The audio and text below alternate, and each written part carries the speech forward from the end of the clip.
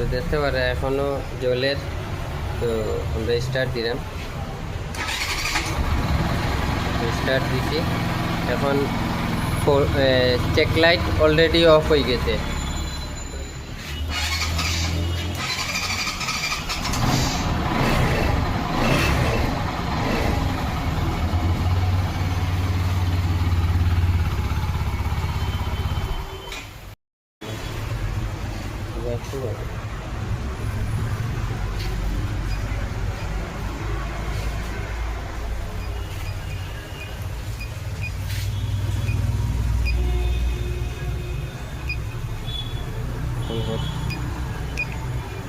তো আমরা diagnostic tools লাগাইছি। তো দেখতে পাচ্ছেন যে বেনেলি বাইকের মিটারের চেক লাইট জ্বলিয়ে বেরিয়েছে। তো এই চেক লাইট ফ্যানে জ্বলে একটা ভিডিওর মাধ্যমে দেখাইমু। তো আমরা ডায়াগনস্টিক টুলস লাগাইছি। তো দেখতে পারা হিস্টোরি কোড। তো ফল কোড দেখায় P0031। পেন্ডিং কোডও সেম। তো দেখতে পারা সেম ফল কোড দেখার। তো আমরা একটা ইরেজ ফর্মে দেখতে পারবা ইরেজ হইতো না।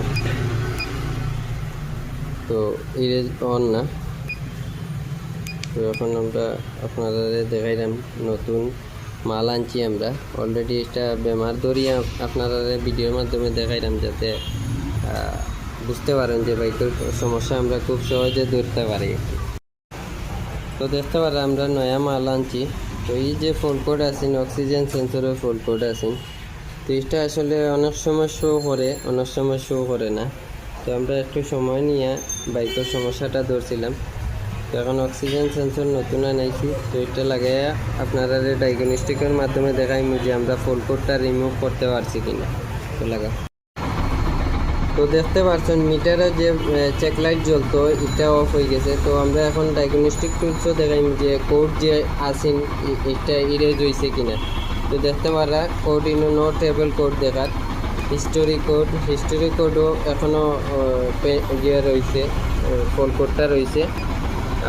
পেন্ডিং কোডও নাই। যখন আমরা ইরেজ করবো, ইরেজ করলে দেখতে পারবা যে হিস্টোরি যে কোড আছে এটা গেছে। তো ইনশাল্লাহ আমরা গেছে যে কোনো বাইকের সমস্যা যত বড় সমস্যা হোক না কেন সমস্যার সমাধান পাইবা। তো আমার পেজও নতুন হইলে ফলো দিয়ে রাখা, আর আমার ইউটিউব চ্যানেলও দেখিয়া তাহলে সাবস্ক্রাইব করবা। তো সবাই ভালো থাকা, আল্লাহ হাফেজ।